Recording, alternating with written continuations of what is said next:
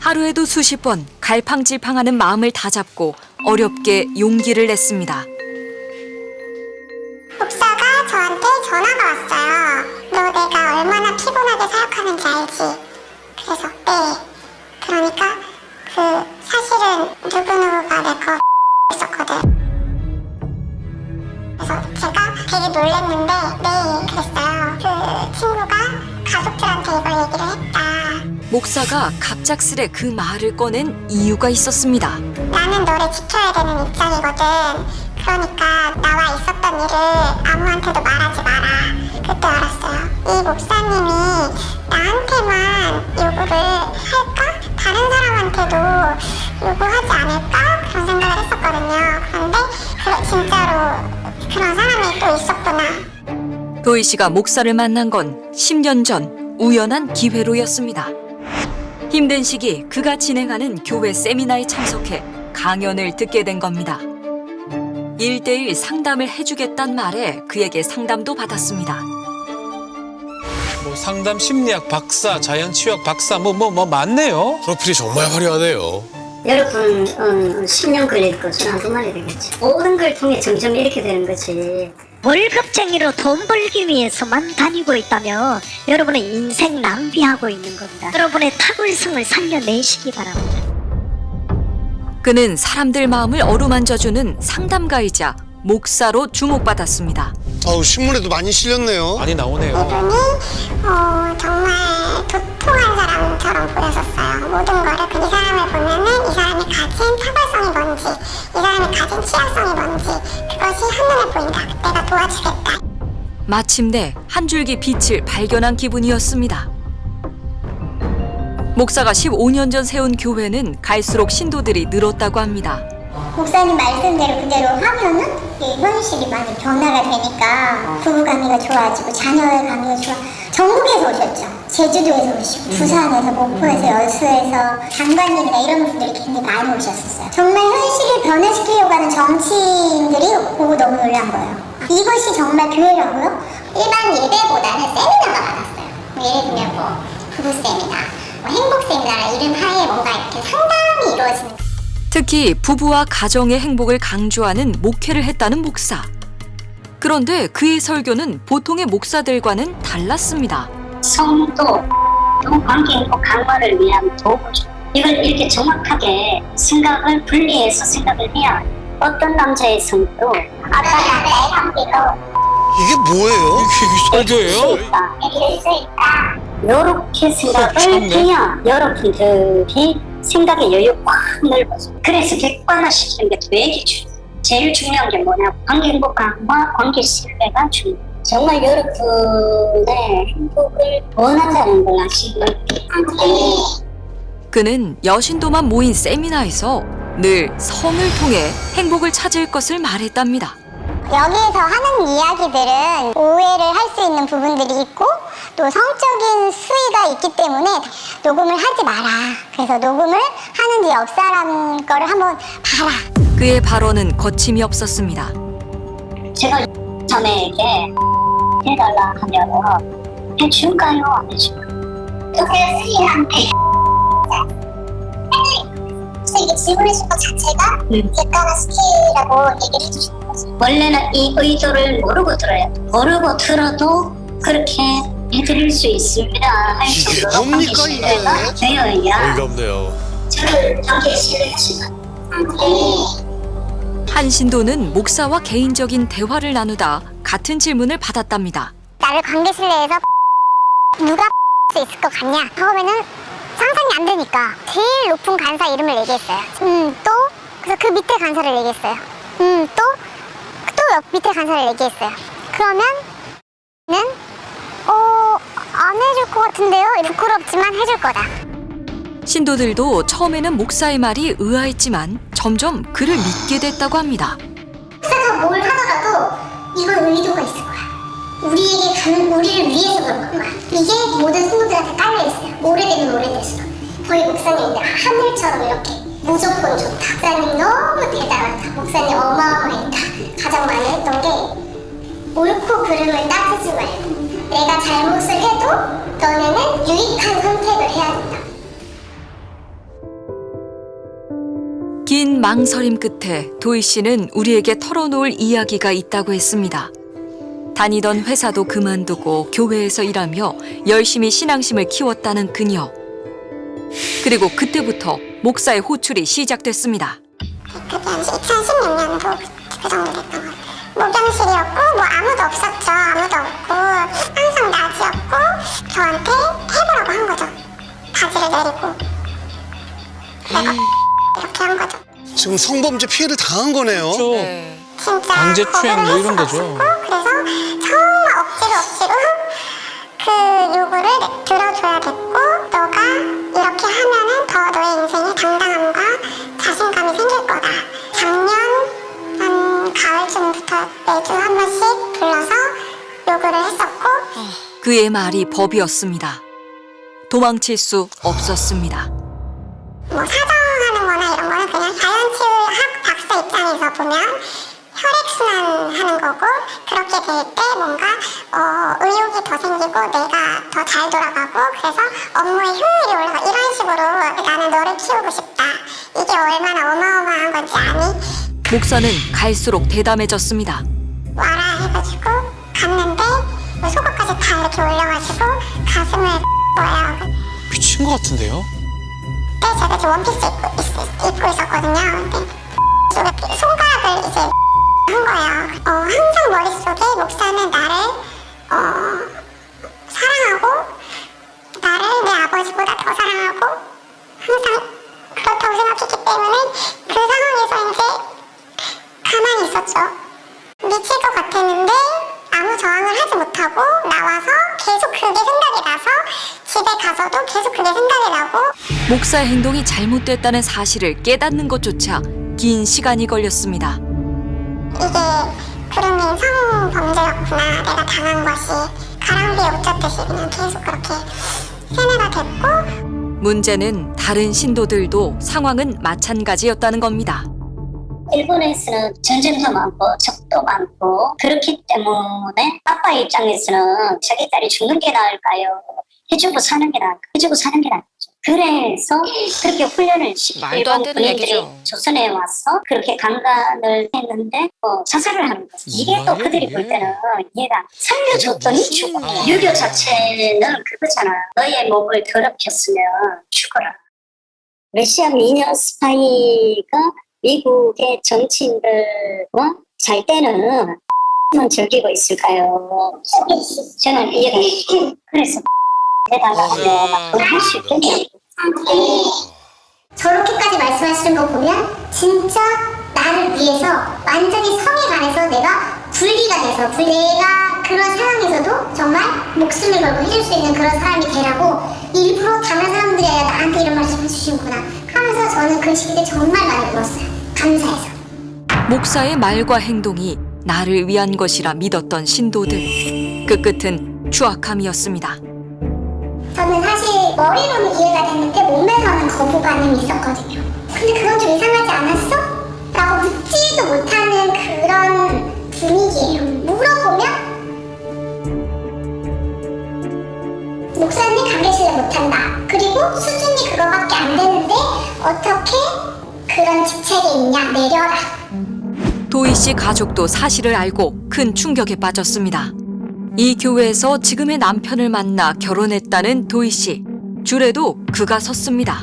솔직히 말씀드리면 안 믿겼어요. 이게 말이 되나? 엄청 말로는 우리 가정을 위해 주는 척을 했어요.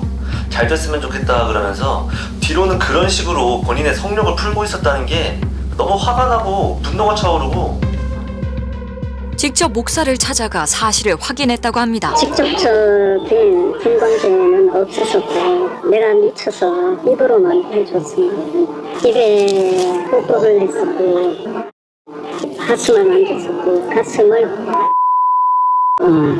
내가 제정신이 아니었어. 나는 입이 열 개라도 할 말이 다 내 잘못이고 다 사과한다. 가정들을 내가 해주고 싶은 생각이 전혀 없어. 한 번에 다 잊혀지진 않겠지만 다 용서하시고 정말 가정 행복하게 잘 사셨으면 좋겠습니다. 목사의 민낯은 여기서 끝이 아니었습니다. 뭐 또 있나 본데요? 그동안 교회에서 받아간 사례비에 문제가 있었던 겁니다. 이거 큰일 났다라고 생각을 했어요. 왜냐면 교회가 무너지겠다. 왜냐면 그 전까지는 자기가 월 300만 원을 받는 정말 청렴한 그런 목사다라고 얘기를 했었는데, 알고 보니 그는 21년도부터 매달 5,200여만 원에 달하는 돈을 꼬박꼬박 챙겨가고 있었습니다. 와, 거의 17배를 더 받았네. 저게 어떻게 가능합니까? 사례비라고 불리는 비용을 월산대, 주간 활동비라고 불리는 돈이 주간 100만 원씩 있었고, 거기에 이제 3천만 원 노월 인센티브가 있고 헌금의 10% 인센티브가 있죠. 그래서 6천만 원 정도 되는 걸로. 목사의 지휘 아래 꾸려진 재정위원회에서 독단적으로 결정한 것이랍니다. 그런데 매달 그렇게 많은 돈을 어떻게 받아갈 수 있었던 걸까? 네, 성경에는 정확하게 11조까지만 나오는데 왜 10의 2조, 3조, 5조는 없는 거냐? 성경은 항상 확장 개념으로 이야기하기 때문에 11조가 있으면 당연히 15조도 있는 거다. 우리는 10에 10조를 했다. 그래서 나는 교회에서 받아가는 돈이 하나도 없다. 나는 하나님 앞에 다 헌금한다.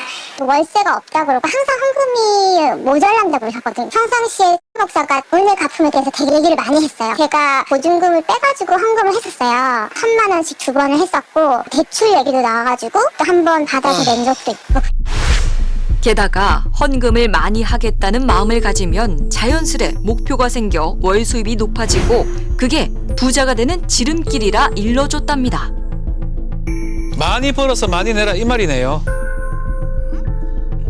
헌금의 정도에 따라 신도들에게 매겨지는 등급, 높은 등급에 올라갈수록 박수를 받았습니다. 배지 줘요? 네?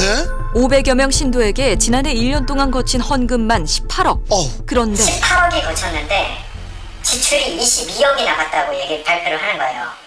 그래서 내년에는 지금 좀 더 분발해서 돈을 내야 된다 이렇게 하는데 18억을 쓰다 못해 22억을 썼다고 이걸 어떻게 쓰지라는. 우리 교회가 전기세 낼 돈도 없다.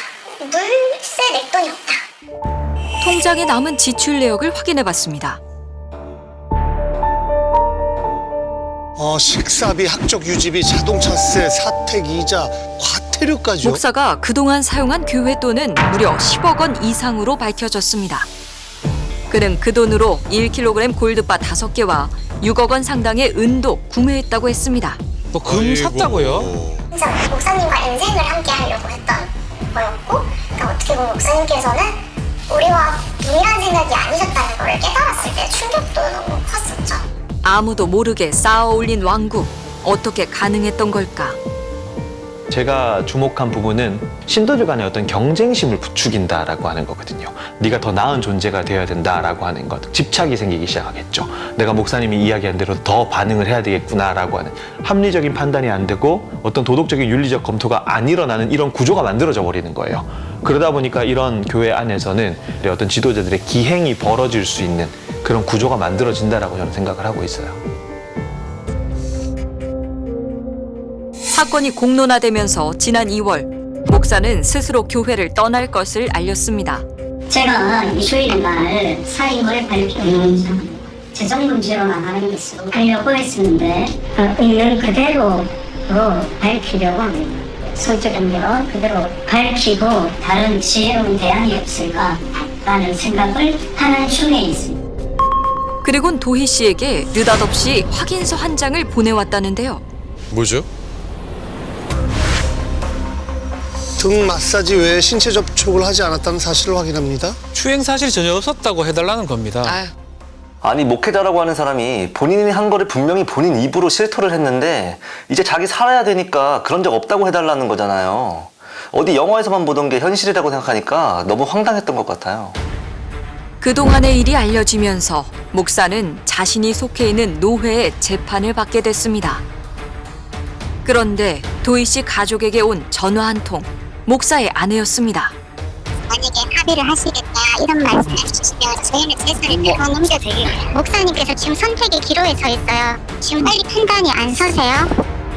가족들은 합의를 거절했고 목사는 노회로부터 정직 7년 처분을 받았습니다. 정직이면 약한 거 아닌가요? 노회 측은 왜 이런 결정을 내렸을까?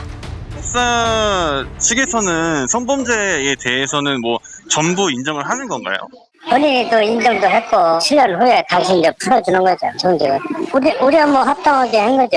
추후에 다시 목회를 연다면은 또 그런 일이 발생할 수도 있는 일이잖아요.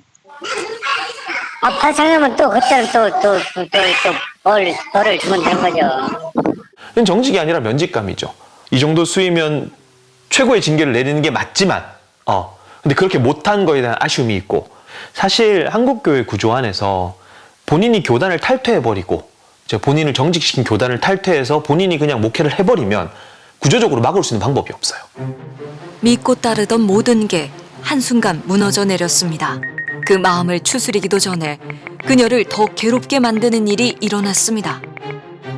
도희 씨가 먼저 목사를 노리고 접근한 거라며 누군가 유언비어를 퍼뜨리고 다닌다는 겁니다.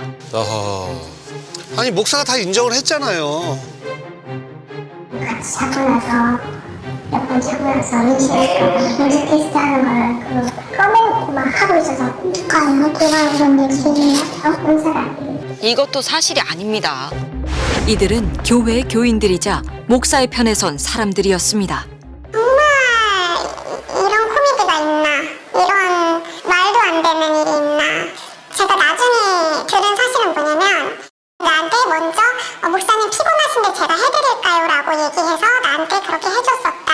그런데 내가 이 가정이 깨질까봐 어떻게 그거를 내가 말할 수 있겠냐? 저를 가해자로 만든 거예요. 몇 년간 저를 상담을 와서 저에게 해주었었어요. 교회를 흔들고 목사를 흔들고 이들이는 최종적으로 가져가고자 않게 그렇지? 왜 목사님 혼자 다 뒤집어 써야 되는지 성관계라는 것은 합의가 된 상태에서 하는 건데 여전히 목사를 믿고 있다는 한 교인과 연락이 닿았습니다. 교회 내에서 어쨌든 리더의 자리에 올라가고 많은 혜택을 누리고 목사님에게 많은 보살핌을 받고 그때는 뭐 목사님 진짜 뭐 다리라도 핥을 것처럼 그렇게 말해놓고 그 멘트 되게 유명한 멘트거든요. 그렇게 말할 때 목사님 제가 그럼 가요? 이제 와서 목사님 끌어내고 결국엔 뭐 얘기할 게 없는 사람들이에요.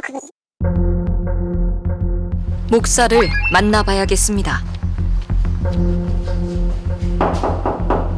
목사님 안에 계십니까?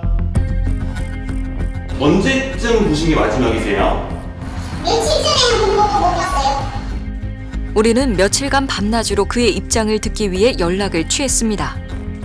그에게 묻고 싶은 게 많았지만 어떤 답변도 돌아오지 않았습니다. 취재 전화번호를 바꿔가며 연락을 시도하던 그때 여보세요? 네, 선생님 안녕하세요. 사모님 맞으세요? 일부러 연락을 피하는 것 같습니다. 여보세요. 예, 여보세요? 그 MBC PD님이시죠? 제가 예고편을 봤는데 네. 이게 전혀 사실이 아니거든요. 그런 거 부분에 대해서요. 성범죄 부분을 말씀하시는 건가요, 지금?